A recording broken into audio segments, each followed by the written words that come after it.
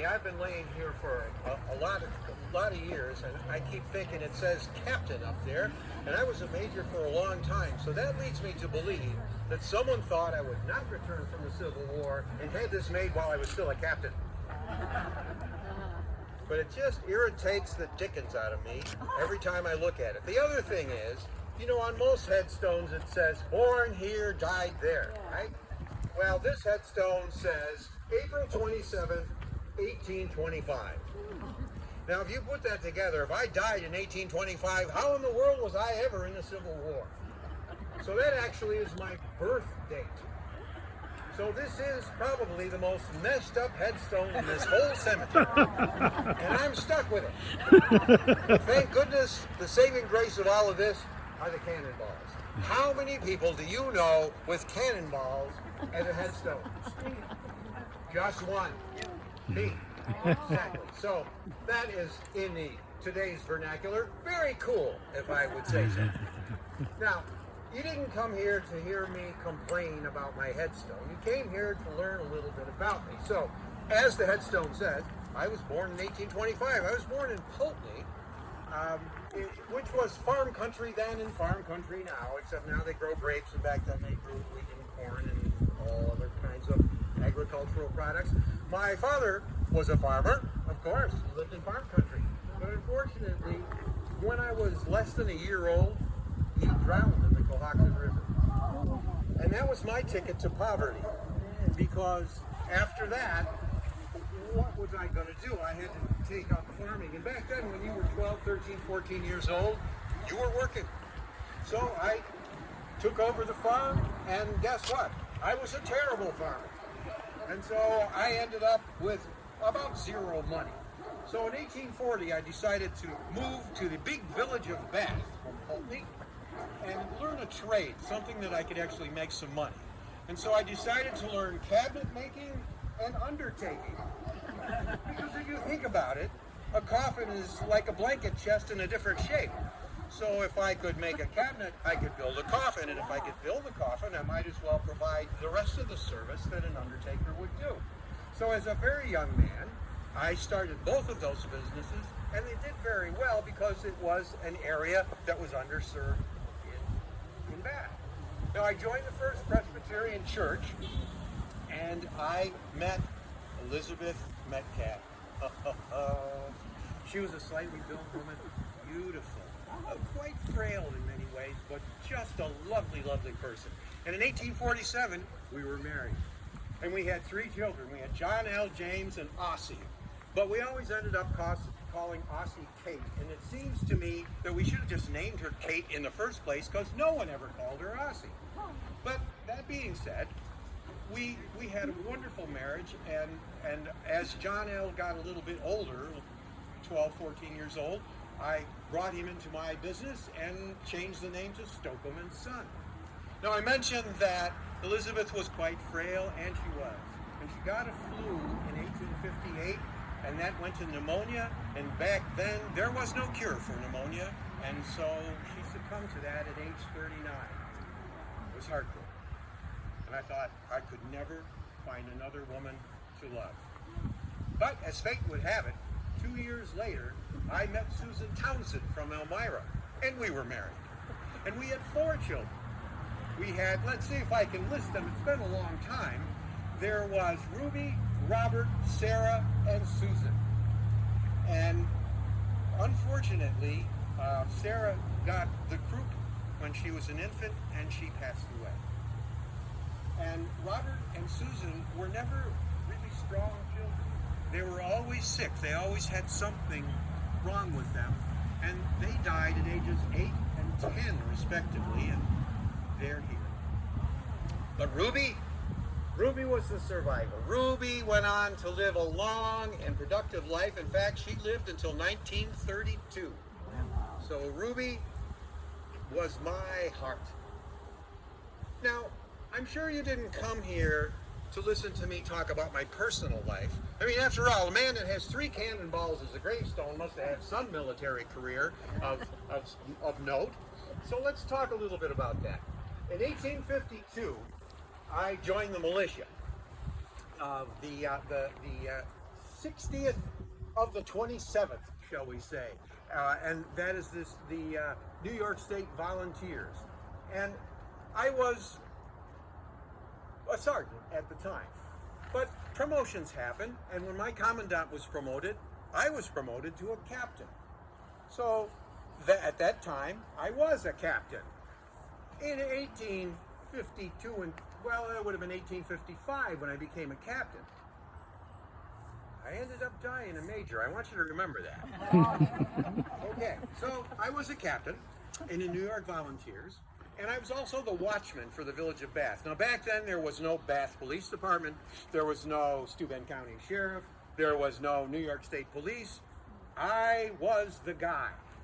But back then, Bath was a very quiet little village and very limited crime, and so that wasn't a job that was a great risk to personal self. Now, in 1861, the Civil War started, and General Van Valkenburg sent me a message asking if I would recruit some men for a new military group that was starting up within the state. Now, I have to tell you a little bit about General Van Valkenburg. Back then, if you had enough money to be able to afford to buy uniforms, guns, ammunition, wagons, horses, and mules for a bunch of men, you could put together a militia and call yourself a general. And it was pretty much accepted.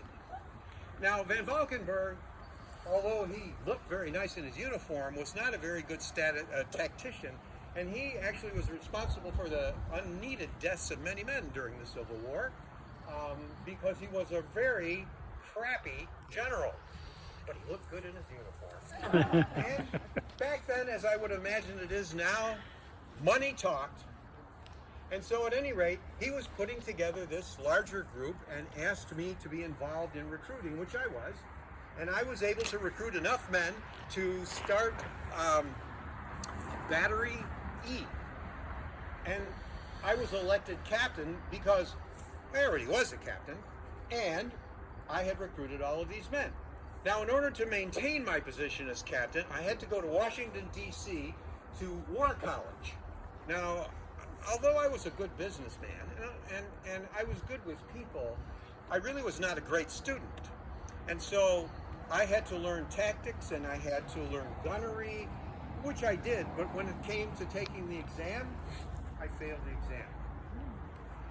Well, there went my commission for Battery E, and I was replaced by a friend of mine, Charles Wheeler, Captain Charles Wheeler from Bath.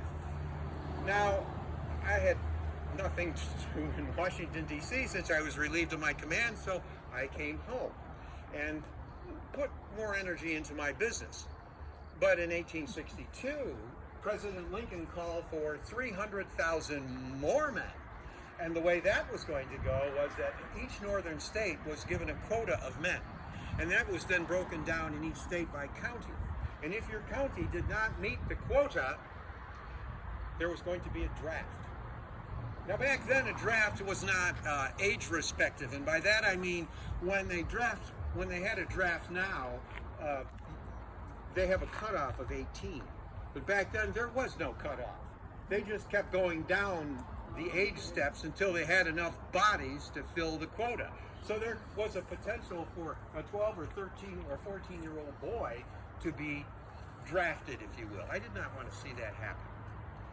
And so I was contacted by the War Committee of New York State saying they were having a very difficult time recruiting anyone from Steuben County because it's a rural area. It wasn't a large active population. And they asked me if I could help recruit. And you know, I swallowed my pride and said okay, because I did not want to see a draft happen here and have very young men pulled into this war. And so I went out, and in 2 weeks I recruited 100 men to join a company, which was then going to be Company F, of a new contingent from New York State that was being put together so that we could join the war effort. And so, once again, they made me a captain. Now, already was a captain, and then I wasn't a captain, and now I was a captain again. But you know, they did not take away that captaincy from me that time. So Company F saw a lot of action during the war, that latter part of the war, and there were promotions that happened. And I moved up through the ranks to the point where I was actually in charge of a whole brigade, and that was 10 companies. Well, I finally got my promotion to major. Let me repeat that. I was promoted to major. Major. So, just bear that in mind. At any rate, as a major, I led my men through a number of battles, and we were at the Appomattox Courthouse. There were 2 companies from the regiment at the Appomattox Courthouse when the rebels made their final push and we drove them back. And General Robert E. Lee surrendered, and I was able to see that. Now, a point to be made, General Robert E. Lee was a gentleman. He was a gentleman to be respected because of the way he conducted himself in any situation, and he surrendered with grace.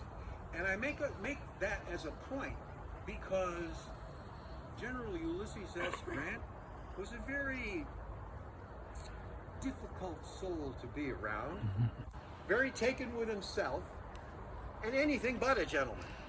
However, right place, right time. So at any rate, it was the wrong place, wrong time for General Lee, and he did indeed surrender. And that pretty much ended the Civil War. So in 1865, in June of 1865, my men and I all mustered out, and I came home to Bath.